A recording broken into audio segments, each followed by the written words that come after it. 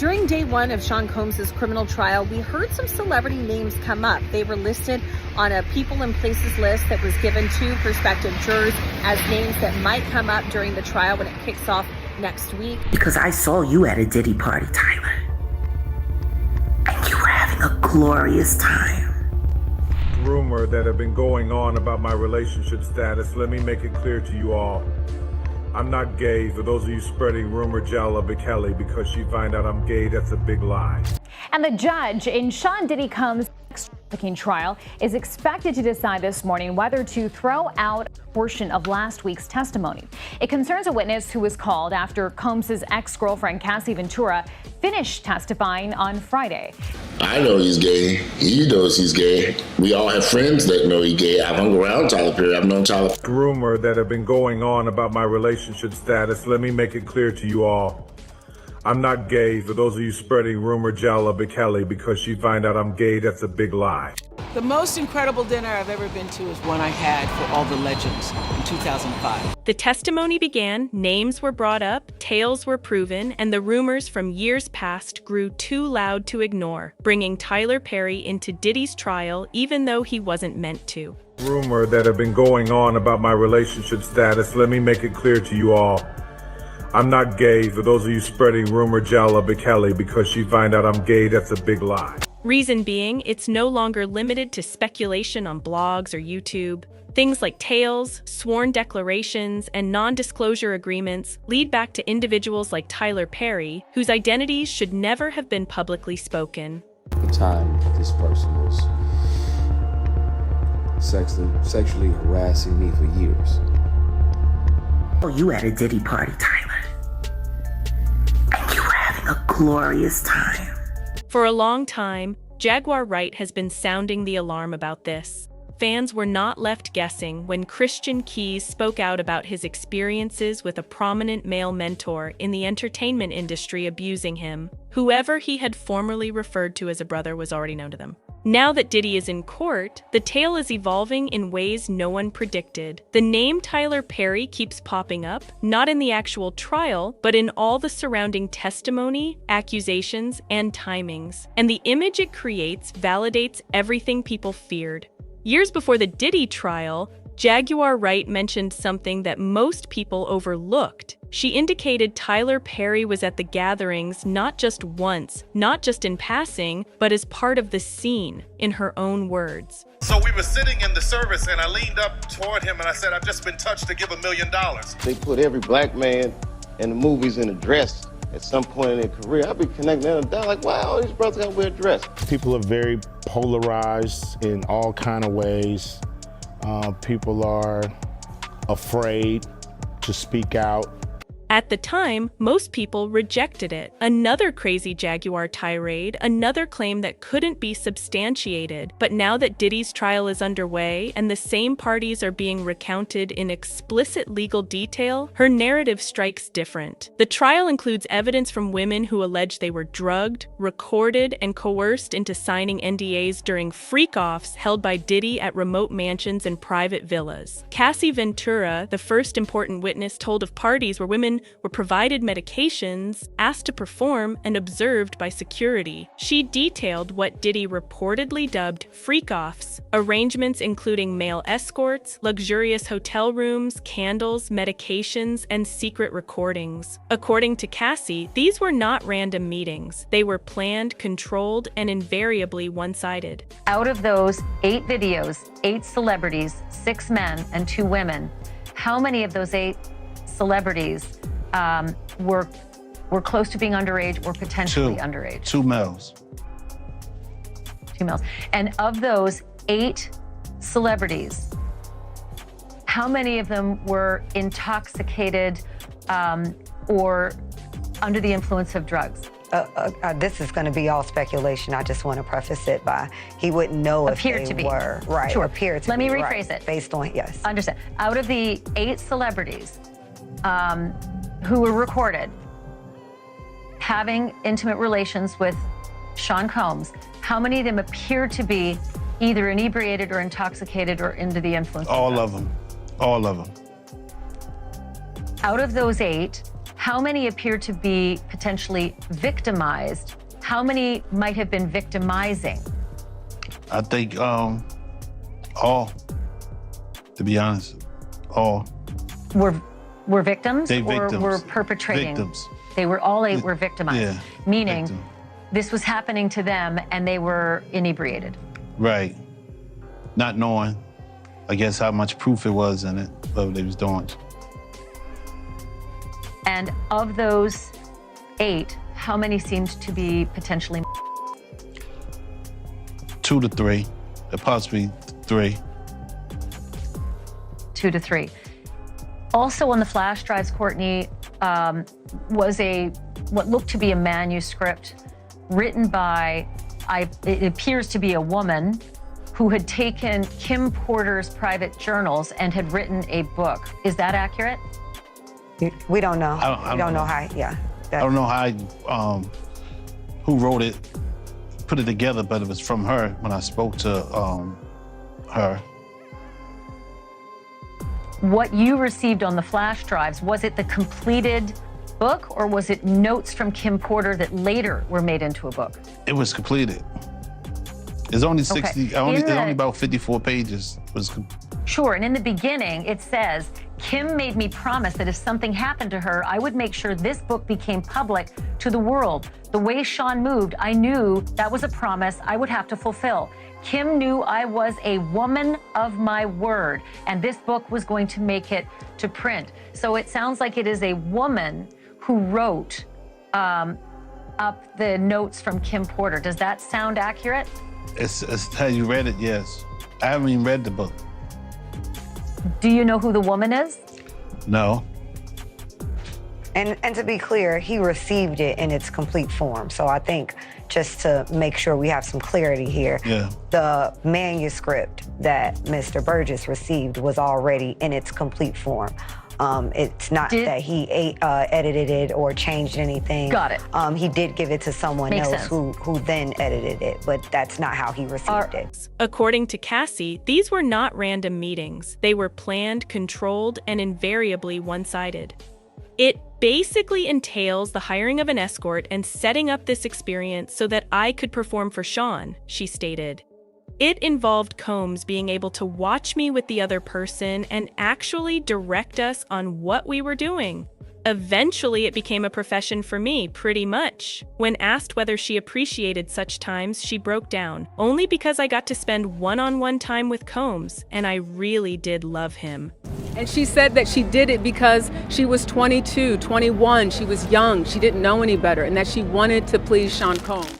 In open court, a second lady alleged she woke up in Diddy's Miami guest room, battered and unable to recall what had occurred. She alleged she was given money to be quiet. When she declined, she lost her employment at a corporation related to Revolt TV. Another witness, a former executive assistant, said that these settlements were normal procedure. Some of the NDAs, including one concerning Turks and Caicos, expressly addressed recorded sex activities and dissemination. These aren't rumors. They are federal exhibits. And what Jaguar said back then about meeting Tyler Perry at one of these gatherings, about having her male friends come back from collaborations with him transformed, about being blacklisted for speaking out, now makes sense in a way it didn't before.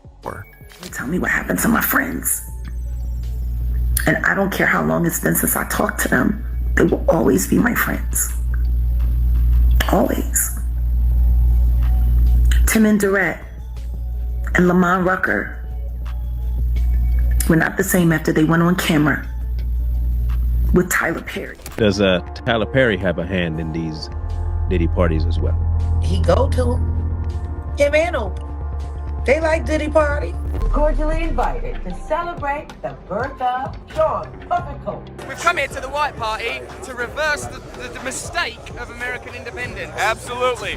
And just as Jaguar's warnings began sounding less like rants and more like receipts, someone else came up to corroborate the same situation, but from a different viewpoint. On December the 16th, actor Christian Keys shared a video that altered everything. In it, he didn't name names, but he didn't need to. He revealed he had been molested by a male figure in entertainment, someone he previously considered a brother, a mentor, someone powerful, renowned, and profoundly revered. And instantly, fans pointed to Tyler Perry.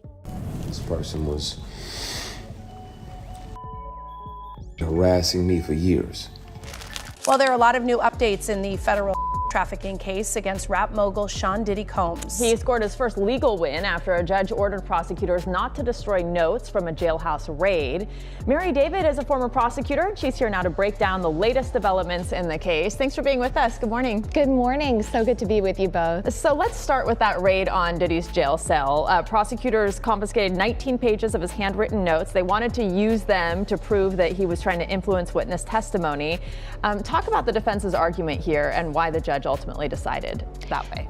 The defense is arguing that seizing these notes was in violation of Diddy's due process. Christian has talked earlier about how much he regarded Tyler, considered him a mentor, and claimed he helped open doors. Then, out of nowhere, he accused an unidentified mentor of something severe, while saying that his lawyer had the proof, the video, the identities, and the complete breakdown in case anything happened to him. His precise statements were, "Several family members and my attorney have the proof. If something happens to me, that knowledge will come out." The response was quick. Fans swamped Perry's social media accounts. Accusations grew, and Perry, normally quiet about online rumors, broke character. In an unprompted reaction, he addressed the curiosity regarding his identity and declared the reports were a giant hoax. Rumor that have been going on about my relationship status, let me make it clear to you all.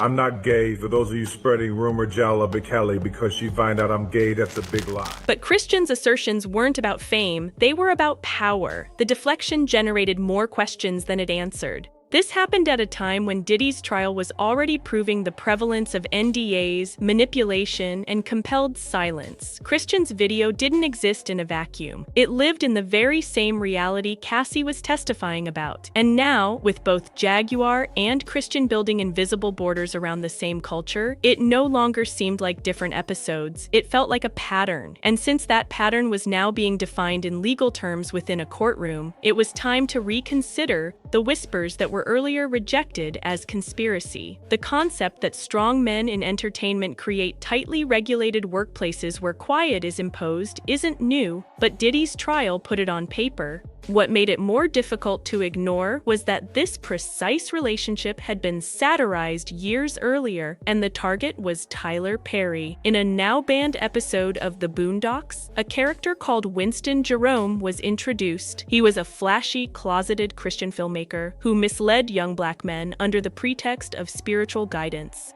Where Oprah Winfrey and I have a problem is Oprah Winfrey called us up and she said my brother wanted to come on the show and talk about him molesting me, and he wanted to tell other parents how to look out for molesters. So we literally run the entire episode for him, and he hates it. Does that mean I have to learn a whole new script? Yes, that's what it means. Mr. Perry on the spot starts rewriting the entire script, and he's feeding me the lines to say, and the director is kind of standing on the side like, you better do it, because if not, they will fire you.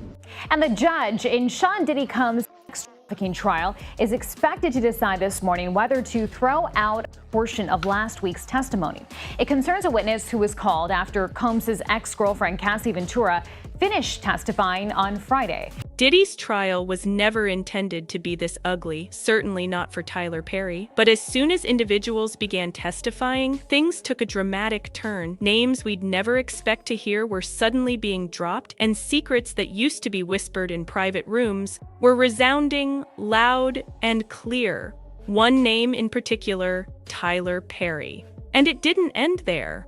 Rumors that had circulated about for years regarding relationships, preferences, and hush-hush Hollywood connections were no longer simply blog gossip or shady YouTube speculations. This time there were sworn witnesses, NDA leaks, and serious claims all pointing towards something far bigger. New witnesses taking the stand in the Sean Diddy Combs trial. A former member of Diddy's girl group already testifying that Combs threatened death after she witnessed him abusing ex-girlfriend Cassie Ventura. While Tyler Perry hasn't been explicitly summoned to the stand, his name continues coming up, hiding in the backdrop of timelines, claims, and creepy party tales. People even remember catching him enjoying the time of his life at one of Diddy's big gatherings. Suddenly, the rumors aren't whispers anymore. They're establishing a pattern, and it's one that fans and insiders alike are watching intently. What originally seemed like tabloid noise is now developing into a serious story. And the finish, well, it could be just as startling as the beginning. Now, if you've been here since far before this trial, you'll know that there are a few industry whistleblowers who sort of gave us indications about what Tyler Perry is really like behind closed doors. One of the loudest and most contentious voices, Jaguar Wright. Say what you want about her, but she's been leaking names and spilling tea long before the courtrooms got involved. And when she mentioned Tyler Perry was at Diddy's parties, not just once, not just in passing, but truly part of the scene, most people rolled their eyes. Because I saw you at a Diddy party, Tyler. And you were having a glorious time.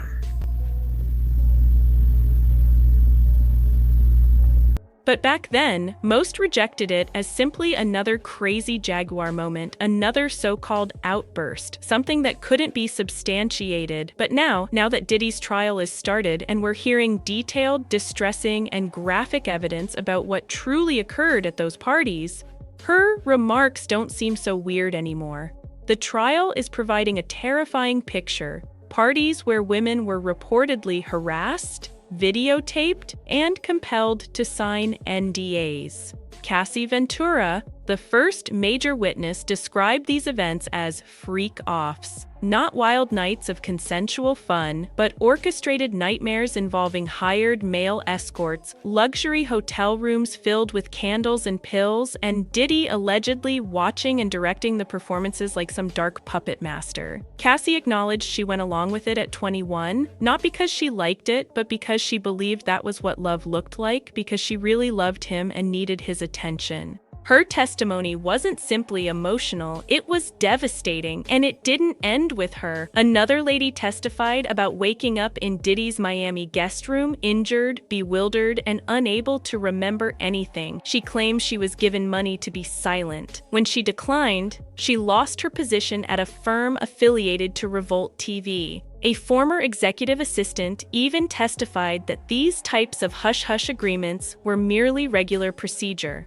And here's the kicker. Some of the NDAs apparently mentioned recorded meetings in destinations like Turks and Caicos. These aren't simply rumors anymore. These are legal papers, court evidence, sworn testimony. And that leads us right back to Jaguar, right? Her prior accusations about Tyler Perry, about how he was part of that scene, how her male friends weren't the same after working with him, how some were banned for speaking out, hit different now. She identified particular people like LeMan Rucker and Timon Durrett, noting their results from such partnerships altered. And now that the world is paying attention, Jaguar doesn't sound like a raving outsider anymore. She sounds like someone who was speaking the truth all along. And so Gary was telling us about all of this stuff that he was experiencing, like the prayer circle, how they all were like in this prayer circle, and Gary was talking about how, he was not engaged in the prayer at all. Like he was like looking around, looking at the people in the circle and stuff like that, and he didn't get a call back. Then came the bombshell from another viewpoint. On December 16th, actor Christian Keyes come out in a manner that made everyone sit up. He uploaded a video where he didn't disclose names, but he didn't need to. He spoke of being harassed by a strong male person in the business.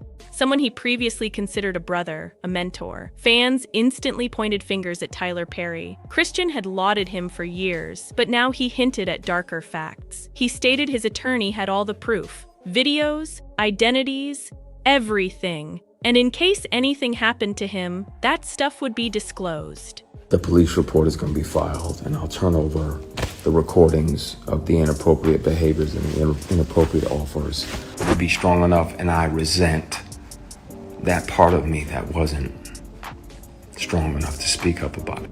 The internet erupted. Fans went to Perry's socials, asking questions, connecting links, demanding answers, and for once, Tyler Perry broke his quiet. He didn't wait for a formal accusation. He rushed in with a public statement, shutting down the rumor and branding it a lie.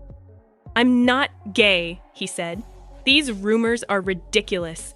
But the harm had already done. The timing, the stillness, the connections, it all made people question whether there was more to the tale than Perry cared to reveal. Now, I don't know about you, but when more than one individual begins coming out against someone, it typically says a lot, and not in a positive manner. And shockingly, or maybe not so surprisingly, there's even a third individual who can back up the claims concerning Tyler Perry, and that's none other than Monique. Yes, the Oscar-winning actress herself had a direct encounter with him, and she didn't hold back. A while back, Monique mounted the stage at the Apollo Theater and went in on Tyler Perry, Lee Daniels, and Oprah Winfrey, accusing them of barring her from Hollywood and saying she was white-balled. During her comic performance, she spilled serious information about how things went bad following her involvement in Daniels' 2009 picture, Precious. Now, this wasn't just some offhand joke during a set. Back in 2015, Monique had already been speaking out about being blackballed by these strong personalities. Lee Daniels subsequently commented, stating Monique's actions during the Precious press tour didn't correspond with their campaign aims, and that's what placed her at conflict with Hollywood. But according to Monique, it wasn't about being difficult, it was about being disrespected. She said that Tyler Perry and Oprah expected her to go on a press tour without getting paid, despite her being fatigued after shooting. She rejected, and that's when things apparently took a nasty turn. Even though there was an agreement in place, media reports started presenting her as impossible to deal with, and suddenly she was difficult to find roles, even after winning an Oscar. In her Apollo visit, Monique didn't mince words. She thanked the three sarcastically, accusing them of lacking the bravery to speak up for what's right and underlining that she couldn't keep silent in the face of injustice. In a subsequent interview with The Hollywood Reporter, she disclosed that Lee Daniels claimed she was blackballed for not playing the Hollywood system. Monique even requested Oprah and Perry for an apology, but that still hasn't occurred. And just when you think things couldn't get more personal, Monique stated that Oprah brought her estranged brother and parents onto her program without notifying her, knowing full well her brother had mistreated her in the past. That severe betrayal, especially after talking out about her familial pain to Oprah, left Monique feeling absolutely surprised. The fact that Oprah and Tyler Perry are good friends merely adds gasoline to an already burning inferno. Because let's be honest, when two industry heavyweights like them are linked and someone like Monique begins calling them out, yeah, you know the drama is bound to erupt. While some persons believe Monique is merely stirring the fire for publicity, others are solidly on her side, feeling she's only seeking the recognition she's always earned. And now the talk is becoming louder. Word on the street is that Monique could be revving, ready to divulge all of Tyler Perry's secrets. And considering her years in the business and the earnings she's hinted at, let's just say, people are listening. Now, Tyler Perry is no stranger to the limelight. He constructed an empire out of grit, gospel, and Medea wigs. He dominated the Atlanta theatrical scene and made those plays into box office riches. But beyond the glitter and gospel lurks a narrative that's a little less wonderful. While many hailed his rags to riches narrative, others mutter about the darker side of Perry's influence. Hollywood isn't simply about talent, it's a game, and others feel Perry plays it mercilessly. Ego, power, and money. Three factors that can cause fractures even in the best reputations. And others feel those flaws are now beginning to appear. After he found gold with his movies, Perry switched to television, delivering viewers successes like House of Pain. That program was a big success, enough to secure syndication and even a spin-off, Meet the Browns. But then the real drama kicked in. Perry made headlines not simply for his brilliance, but for dismissing 4 authors who had the guts to seek for union contracts. Yup, simply for asking equal treatment and fundamental rights. That decision didn't simply ruffle feathers, it sent off alarms throughout the business. Kelly Griffin, the chief writer for House of Pain, made it obvious she wasn't going to remain quiet, and she wasn't alone. Fast forward to 2015, when Perry's union difficulties flared up again. SAG-AFTRA and Actors Equity actually prevented its members from participating in his show Medea on the Run because his production firm refused to sign union contracts. That's a daring move, and not in a good way. But Perry's turmoil isn't restricted to behind-the-scenes politics. Some performers who've worked with him are beginning to speak out about what it's truly like on set. And it ain't nice. Actor and voice coach Brandon Jay came to TikTok with some major discoveries. He said, recording just 1 episode of Meet the Browns was like completing an entire week's worth of work in a single day. According to Jay, Perry is known for springing huge script changes on performers on the fly with minimal prep time. If you couldn't learn the new lines quickly enough, you'd get smacked with the "you're fired" line quicker than a Medea joke. And get this, Jay said that at the last minute, Perry modified his character's storyline totally, suddenly having him fall in love with his high school bully. Wild, right? But instead of going away, Jay remained. Because when you're trying to make it in Hollywood, sometimes you have to take the awkward shot. And we're not even starting with his work ethic. No, the rabbit hole goes far deeper than that. Tyler Perry's personal life has been forced into the limelight too, with speculation turning into full-blown fact when Diddy's conviction shocked the business. Suddenly, tales about prominent men exploiting their influence don't seem like rumors anymore. They feel like trends. People began looking deeper at Perry, particularly after actor Christian Keyes broke down in a sad Instagram video, telling a terrifying narrative of being abused by a key Hollywood person. He stated this individual bragged about having numerous young black males on his payroll, raising red flags throughout social media. While Christian didn't drop any names, fans were quick to speculate, especially since he'd been working with Tyler Perry for nearly 2 decades, from Diary of a Mad Black Woman in 2005 to the recent hit All the Queen's Men. And just when you thought it couldn't get deeper, Christian revealed he had turned over evidence to the police. Whatever's simmering behind the scenes could not remain concealed for long. Further stoking the water, Perry's old buddy, Walter Lee Hampton II, stoked the flames by stating that Perry formerly identified as homosexual back in the 1990s, but has since isolated himself from the LGBTQ+ community. This revelation brought a whole new dimension of curiosity and conjecture surrounding Perry's personal life. Then, in 2014, reporters started delving into the life of Joshua Soule, a former staffer of Perry's who some believed was also Perry's ex-lover. The drama erupted when Perry filed a lawsuit against Soule for trespassing and stalking, making the headlines more juicier. To compound matters, that same year, Perry disclosed that his girlfriend, Jalila Bekele, was expecting, yet despite the wonderful news, suspicion persisted. Rapper Lord Jamar publicly questioned Perry's pronouns, claiming that Bekele may be a beard, a cover-up, and that Perry might be disguising his actual identity from the world. Tyler Perry is expecting a baby. Oh, he's expecting a baby.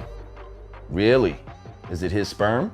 After all the commotion, things appeared to quiet down for a bit. But just when you thought the topic was cooling down, a fresh actor suddenly stirred the fire anew by calling Tyler Perry out for being homosexual. Suddenly, all those rumors revived, leaving everyone buzzing and wondering what's really going on behind the scenes with Perry's personal life. Back in 2013, Perry created a tremendously popular American soap series, The Haves and the Have-Nots. And during casting, he picked Tyler Lepley, a rising talent at the time, for a major part. The two struck it off and were regularly spotted together, which further fanned conjecture among fans and journalists alike. people couldn't help but question whether their friendship went beyond business. Fast forward to 2020, when Lepley went on Angela Yee's lip service program to finally put the truth straight. He said that the speculations regarding Perry's identity started spreading the minute he began working with him, with many ready to tie him directly to Perry, especially around his debut event. But Lepley was quite clear. Tyler Perry is not homosexual. Having spent extensive time with Perry, Lepley maintained he knew directly that Perry wasn't interested in guys, putting the talk to rest for now. He gets to rap like that, and I know Tyler personally, he's not gay. You know what I'm saying? But it's like, I was seeing around him, and all of a sudden he was rubbing off on me, and people thought like I was gay or something like that. Tyler Lepley also came out on the harsh judgments others make about his own masculinity. He recalls occasions on the set of P-Valley when others rushed to the conclusions solely because of who he was hanging out with or the photographs he uploaded. It seemed like they were attempting to fill in the holes of his life with their own judgments, placing him in a box without knowing the complete tale. During the podcast, Lepley disclosed that he's now in a relationship with a lady, but preferred to keep her name hidden, hoping to retain some mystery. Still, despite this honest effort to clear the air regarding Perry, some fans weren't too satisfied with how he handled the matter of Perry's identity. But the narrative didn't stop there. Around the time The Haves and Have-Nots were airing in 2014, Tyler Perry's old buddy, Walter Lee Hampton II, emerged into the limelight with some bombshell claims. In a video he published, Hampton stated that he and Perry were good friends and that Perry had confided in him about his actual identity. Hampton said that Perry's early supporters were black homosexual males from their neighborhood. However, Perry allegedly ordered them to keep his inclinations hidden to preserve support from the local church, afraid he'd lose his devout fan base if the truth came out. Hampton didn't hold back, accusing Perry of turning his back on the black LGBT community that had first brought him up. Shortly after publishing this video, Hampton sustained a terrible injury. A glass door crashed on his face, needing nearly 100 stitches.